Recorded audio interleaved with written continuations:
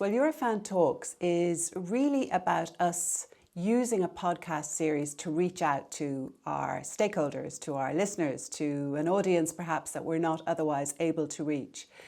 We're still trying to do the same thing. We're trying to ensure that our research, our analysis, our data, our findings are accessible, that we are able to reach the right people with the right information, hopefully at the right time.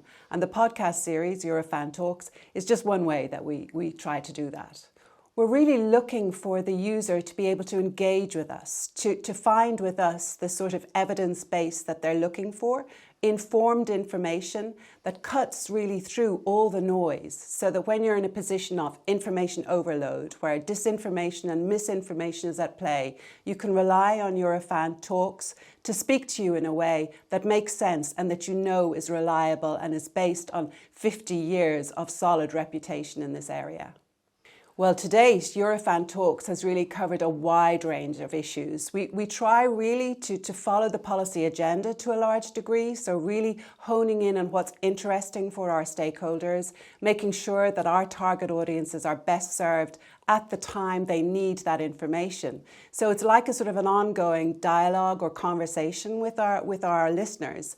And because of that, we've covered such a broad range of issues which have been on the policy agenda. That could be quality of work, sustainable work, gender equality, labour shortages.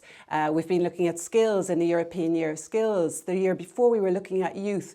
So really we are adaptable, we're flexible, and we're using all of this time, our experts, to ensure that that expertise is given to you in a way that is easy for the user to access and then reuse.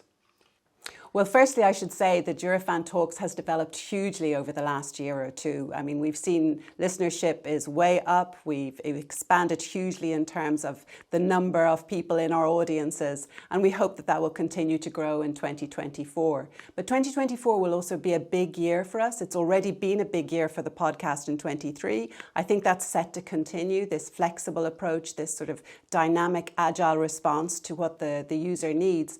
And next year, no more so with the incoming new European Parliament, the new European Commission, will really be looking to set us up, if you like, and profile us as an agency. An agency can provide the sort of evidence base that a new policy agenda will certainly be relying on to make informed decisions into the future.